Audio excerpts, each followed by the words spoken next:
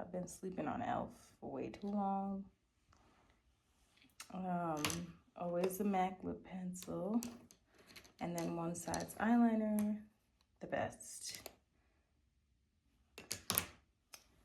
Beauty blender. Huda makes my favorite mascara. Oh, can't forget the blush. And I'll go get my lip gloss, but that's the beat.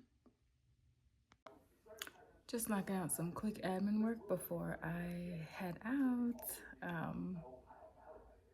And one of the platforms that I use. So, hello. Thanks for sticking with me the last couple of days. I know I've fallen a little bit behind. I was having uploading issues for the last couple of days. It was just like, I don't know, YouTube is just not taking my video. Whatever, maybe they were having some bugs or some issues. But yeah, so I just, this video, this Vlogmas, kind of want to hit on what I did the last 2 days. So I had 2 prenatal visits.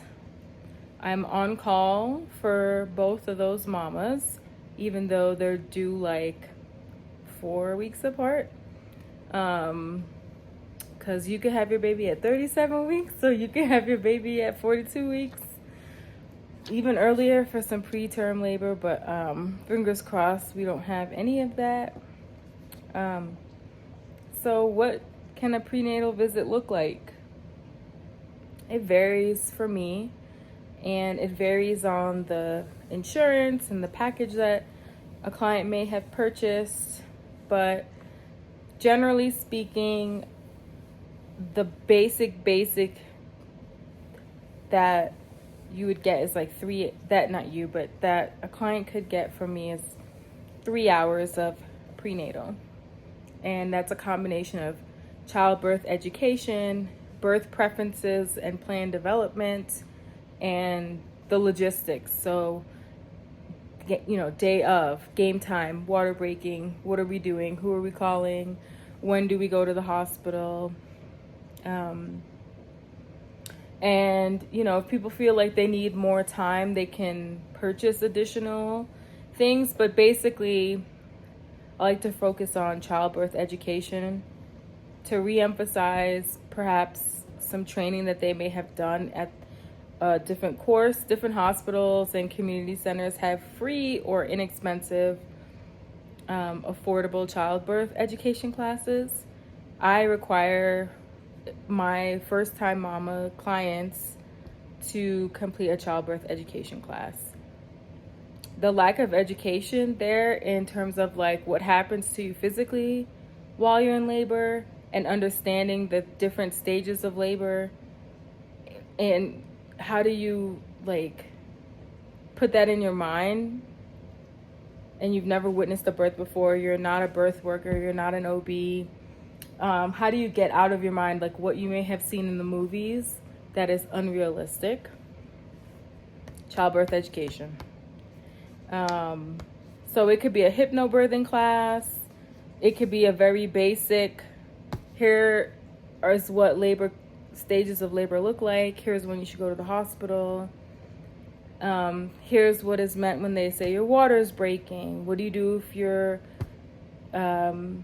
experiencing contractions that are back to back, that are lasting this long, etc. One prenatal combination of childbirth education, learning different comfort measures to do, especially if you want to try for an unmedicated birth, and also how to prepare partners as well. Some partners are more able to be really hands-on and get engaged, and other partners prefer to stand back and basically allow the doula to really run the show. And some mothers, some birthing parents, they want that. They want the doula to really be hands-on. Maybe their partner that's not their jam. And then some couples want to do everything with the doula in the background. So I'm here for it all. I think it's important though that both attend childbirth education together. If possible, if you're a solo parent, that at least if you have a support person, perhaps your mother or your father or your aunt is going to be there for you, that they go with you to a childbirth education class, if possible. But I understand that might not be the case. But there are a lot of great online courses they could take. So we talked a little bit about stages of labor. The other thing we talk about are like different methods of induction, medical versus like non-traditional. You can yoni steam to help bring on labor. So we also talk about those things, and everything has inherent risk. So we talk about the risk of the different types of induction. And I know sometimes in the beginning, parents are like, oh yeah, I don't want to be induced. And then they're like 41 weeks pregnant and they're like, I'm over this. And they change their mind. That is their decision. But what is happening right here? What is that? No. Anyway, that's their decision. You are there to support them, not to persuade them otherwise as a doula. Just make sure that they're informed, that they're making the right choice based off of having information. So like 4 or 5 hours of prenatal this week, which is awesome. And then I just finished up a 4-hour postpartum shift. And then I hung out with my girl. Well, 2 ladies that they're amazing. I have recently joined the committee for a friend of mine, her nonprofit, called HERPlace. So we met up for lunch. And when I tell you the best shrimp fried rice I've had in this town in like 10 years. So I will be going back.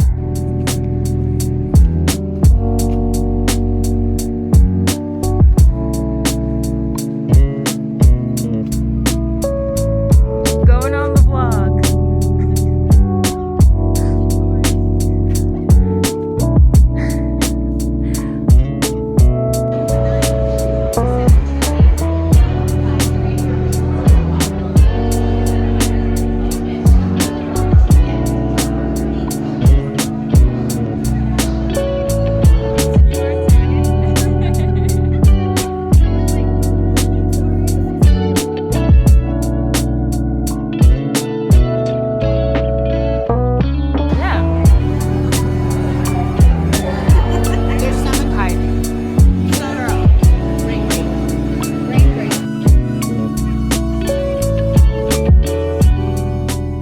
We connected, and we've got some projects brewing. I love doing this kind of stuff,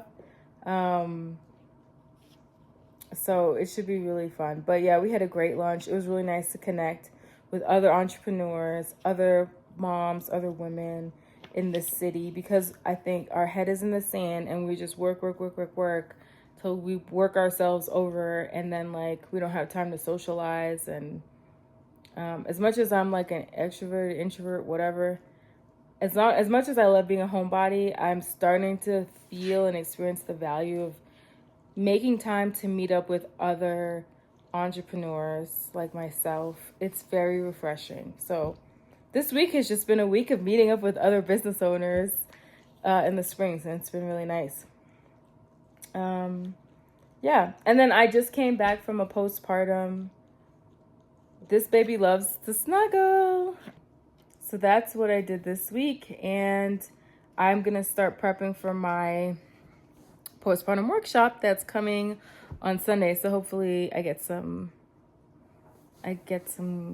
footage of that. Hopefully it'll be fun and informative.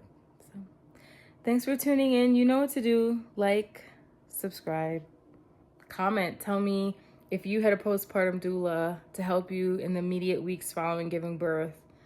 What do you think that they could have helped you with? Till next time, bye.